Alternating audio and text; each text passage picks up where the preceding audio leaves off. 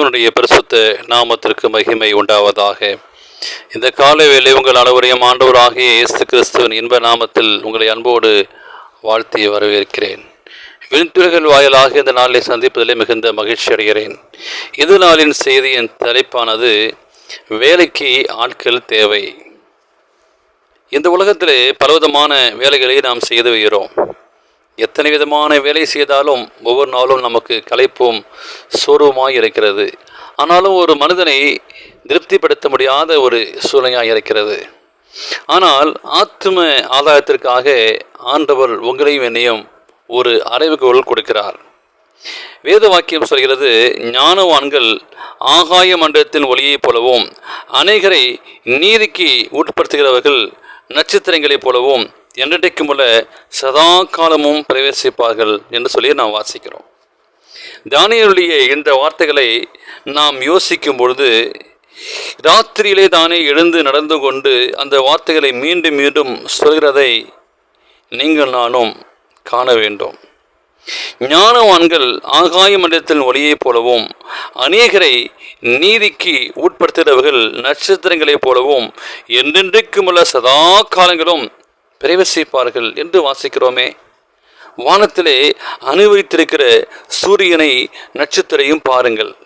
அவைகளால் அவருடைய பெயரால் அவைகள் அறிவிக்கப்படுகின்றன. அநேகரை நீதிக்கு உட்படுத்துகிறவர்கள் நட்சத்திரங்களைப் போல என்றென்றைக்கும் பிரயாசிப்பார் என்று ஆண்டவர் கூறுகிறார்.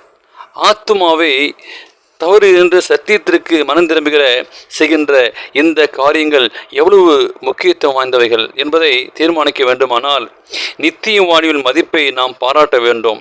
இரண்டாம் வருடம் எத்தனை வேதனைகள் நிறைந்த எவ்வளவு பயங்கரமானவைகள் என்பதை நாம் நன்றாய் புரிந்திருக்க வேண்டும். மீட்கப்பட்டவர்களுக்காக வைக்கப்பட்டிருக்கிற கனமும் மகிமையும் என்னவென்பதை நாம் அறிந்திருக்க வேண்டும். மனிதனை உயர்த்தி அவனை மேன்மை பாராட்டுவனாகவும் மேன்மைப்படுத்துவனாகவும் இருக்கக்கூடாது. ஜெயங்குலர்களுக்கு ராஜ கிரீடத்தை தருவதற்காகவும் உயிர் கொடுத்த ஆண்டுடைய சமூகத்தில் வசிப்பது என்றால் எப்படி என்பதை குறித்து நாம் புரிந்திருக்க வேண்டும். ஒரு ஆத்மாவுடைய மதிப்பு எவ்வளவு என்பதை எல்லைக்கு உட்பட்ட மனங்களால் முழுமையாக கணக்கிட முடியாது. தங்கள் இரட்சிப்பிற்காக செயல்புரிந்த மனிதர்களை மீட்கப்பட்ட மகிமிழந்தவர்கள் நன்றியோடு நினைவு கூறுவார்கள். ஏனால் உலகமானது அநேக மக்கள் அழிந்து போகிறார்கள். இந்த பட்டணமானது, இந்த உலகமானது அக்கினிக்கு இரையாக வைக்கப்பட்டுள்ளது. உங்களையும் என்னையும் ஆண்டவர் அழைத்திருக்கிறார். ஆத்துமாக்களுக்காக உண்மையான அக்கறையோடு சுயத்தை தியாகம் செய்த நீங்கள் நானும் முயற்சிக்க வேண்டும். விடாமுயற்சியோடு செய்யப்பட்ட ஊழியர்களுக்காகவும் எவரும் அப்பொழுது வருந்த மாட்டார்கள். ஒருவேளை நன்மை செய்கிறதுனால் சோர்ந்து போய் கடமைகளை தவற விட்டவர்கள் ஆத்துமாக்களை இழந்து போவார்கள். இப்பொழுது வெள்ளை அங்கியை தரித்த அவர்கள் அனைவருக்கும் ஒரு பெரிய மேய்ப்புடைய மந்தையில் சேர்க்கப்படுகிறார்கள். உண்மையான ஊழியக்காரனையும் அவருடைய உழைப்பால் சம்பாதிக்கப்பட்ட ஆத்துமாக்களையும் ஆட்டுக்குட்டியான சிங்காசனத்தில் அமர்ந்திருந்த நெகில் வாழ்த்துவார். அவர்களை அவர் ஜீவ விருட்சத்தினைக்கும் ஜீவ ஊற்றிற்கும் நடத்தி செல்வார். மீட்பரின் மகிமையை பகிர்ந்து கொள்கிற ஆத்துமாக்களை கிறிஸ்துவின் ஊழியக்காரர் எத்தனை ஆனந்தமாக பார்ப்பார்கள். ஆத்துமாக்களை ஆதாயம் பண்ணும் ஊழியத்திலே உண்மையாக இருந்தவருக்கு பரலோகம் எத்தனை பெரிய பொக்கிஷம் தோன்றும். ஞானவான்கள் ஆகாய மண்டலத்தின் ஒளியைப் போலவும் அநேகரை நீதிக்கு உட்படுத்துவார்கள் நட்சத்திரங்களை போலவும் என்றைக்குமல்ல சதாகாலம் பிரவேசிப்பார்கள் என்ற வாக்குத்தத்தம் நிறைவேறும். தேவனோடு மனிதன் இணைந்து செய்த வேலை ஒருபொழுதும் அழியாதும் நித்தியமாய் நிலைத்திருக்க கூடியமாயிருக்கும். எனவே தேவனுக்கு பிரியமான பிள்ளைகளே, நீங்கள் செய்கிற வேலையை காட்டிலும் எத்தனை விதமான நீங்கள் லாபம் சம்பாதித்தாலும் ஆனால் பரலோகத்திற்கு ஆட்களை சேர்க்கக்கூடிய பணி முக்கியமான ஒரு காரியம்.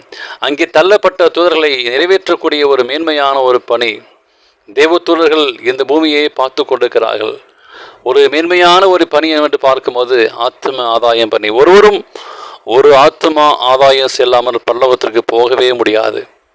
எனவே இதை கேட்கிற அன்பான பிள்ளைகளே, நீங்கள் உங்களுடைய வாழ்க்கையிலே ஒரு ஆத்மாக்களையும் ஆதாயம் செய்து பாருங்கள்.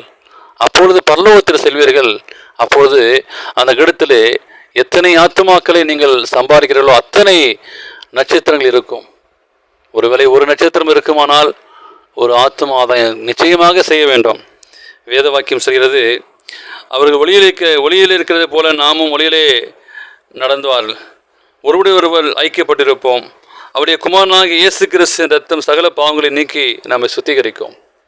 எனவே ஒரு மேன்மையான பணியை நீங்களாலும் செய்ய ஆயத்தப்படுவோமா? ஆணுடைய கருத்தில் ஒப்புக் கொடுங்கள். இந்த நாளை செய்தியை கேட்ட உங்களையும் இந்த நாளை பிறந்த நாளையும் திரும்ப நாளையும் காண்கிற பிள்ளைகளை தேவன் தாமே ஆசீர்வதிப்பாராக. ஆமேன்.